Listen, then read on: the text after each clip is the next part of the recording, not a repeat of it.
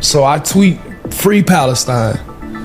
Less than 10 minutes after I tweet that, I get a call from the commissioner of the NBA. In a recent interview, Dwight Howard shared an eye-opening account of a situation that nearly led to his expulsion from the NBA. Howard, a former NBA star, revealed that he once tweeted Free Palestine while playing for the Houston Rockets, a statement that resulted in significant backlash and raised questions about free speech within the sports industry.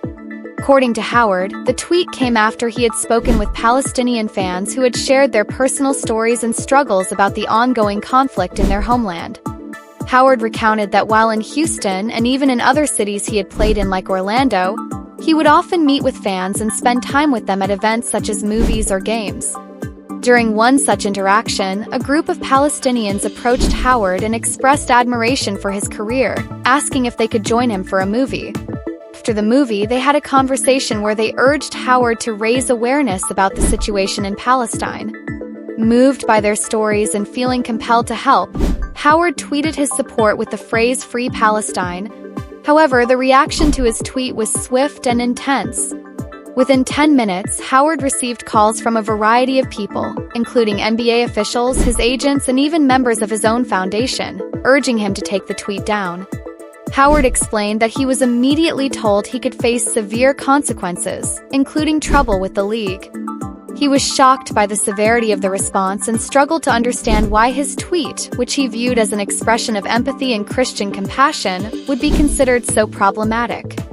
This experience highlights the complex relationship between athletes and their platforms in the modern era. While many players use their public profiles to advocate for causes they care about, Howard's story underscores the challenges they face when those views conflict with corporate or political interests. The NBA, like many other sports leagues, has historically been cautious about players making political statements, fearing potential backlash from sponsors, fans, and other stakeholders. Howard's case is a prime example of how athletes are often expected to remain silent on controversial issues, even when they feel compelled to speak out based on personal convictions. In the midst of this conversation, Howard also reignited a long-standing feud with NBA legend Shaquille O'Neal. Tension between the two has been simmering for years, with Howard accusing Shaq of holding a grudge against him.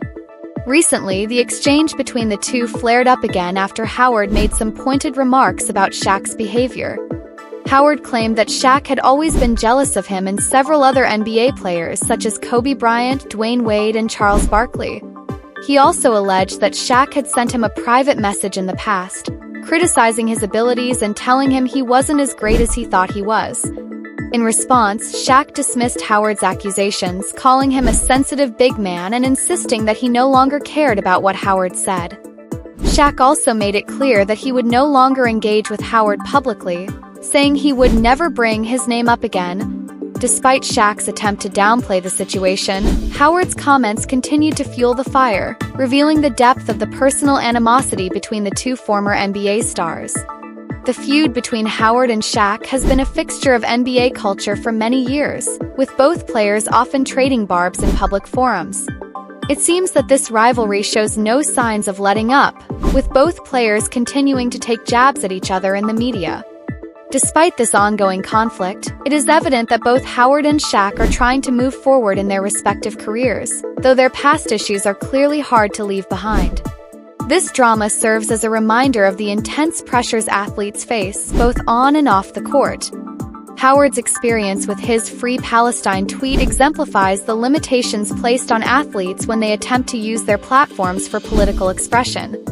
Meanwhile, the Shaq Ho Award confrontation provides a glimpse into how personal rivalries can persist even after their careers end, making it clear that the world of professional sports is often as filled with drama and conflict off the court as it is on.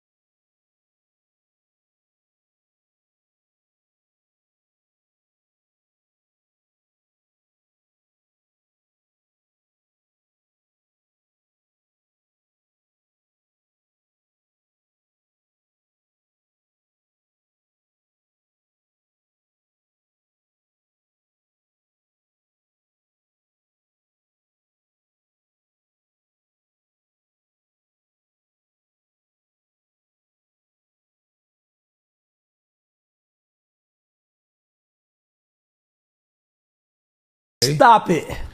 Agents, people like working with my foundation at the time, Texas, you gotta erase this tweet. You gotta take this down.